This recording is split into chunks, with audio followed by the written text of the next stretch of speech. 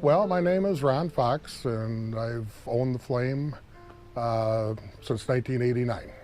The original Flame Lounge and Cafe originated back in the 1930s, where the coffee shop is now, the Raw Deal. At that time, it was a restaurant specializing in breakfasts and lunches, and then they had a bar in there that they used at nighttime. When they bought the current location, they brought that bar over from that original spot. The original bar was started by a man by the name of A.J. Josephson. He started that over where the Raw Deal is right now.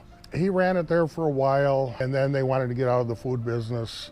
The current location where the Flame is was a boarding house for stout at that time. At that time, obviously, the dance floor wasn't on there.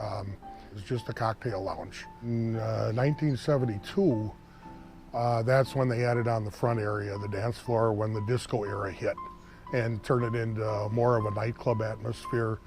Went from being the small, dark, candlelit type cocktail lounge that the old people used to like, into catering more to the younger people. For a long time, that was the only bar in town that had a dance floor in it.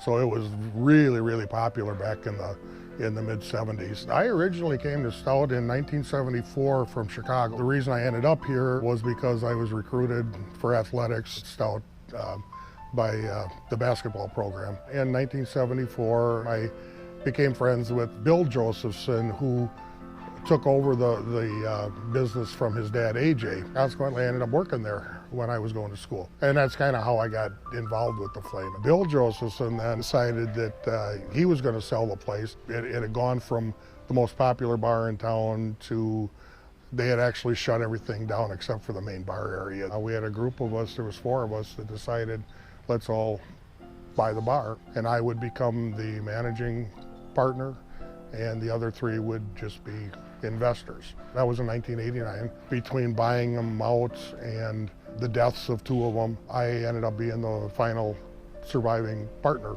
When we took over in '89, the bar next door was called Off Broadway, and the Flame really didn't have anything. I was starting a business basically from scratch. I brought in a couple of professional DJs to try to get the music part going again, because we just needed to draw people in there. That was the first thing to do, is to get the dance floor going again. It really worked. We got things going back again. I went into the sports bar theme because you only have so many hours at night to do the nightclub stuff. At that time, there wasn't a sports bar in town. We ended up getting more and more people. They said, oh, this is so nice, we can actually come down and watch the game and not have a bunch of other stuff going on in the background. We turned some dead Sundays into some very profitable Sundays by doing that. So yeah, the business did very, very well for a lot of years. These guys are all down there and they're having a good time. Well, let's try a little entertainment once in a while. I started out with these little one-man bands.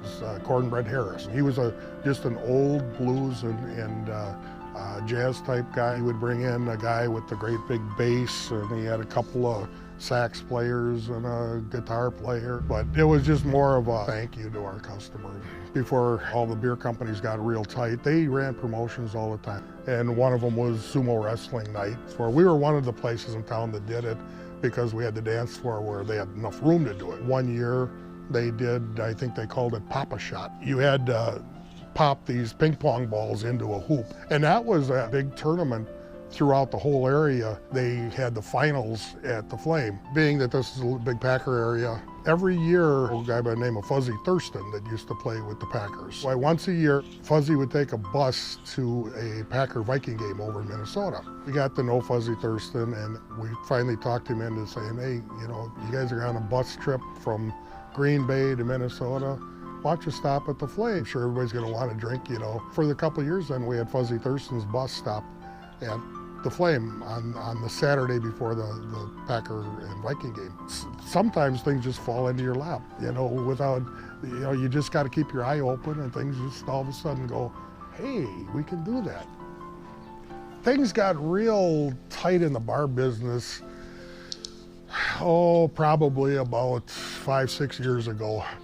Some of our city people couldn't stand seeing businesses make money downtown off of alcohol.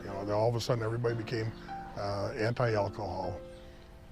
And so they really started clamping down, and they said that, you know what, you guys, we don't want all that stuff going on downtown. We don't want all these people here. It's costing us too much money in police force. And they came up with every excuse in the world they could to try to make it as hard as possible on the bars to survive. The biggest thing was we got a really, really anti-alcohol city council.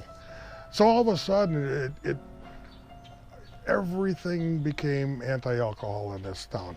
The university, the chancellor at that time, was right in with it there too. He wanted to shut down all the bars. He was going to do everything he could to stop his students from drinking.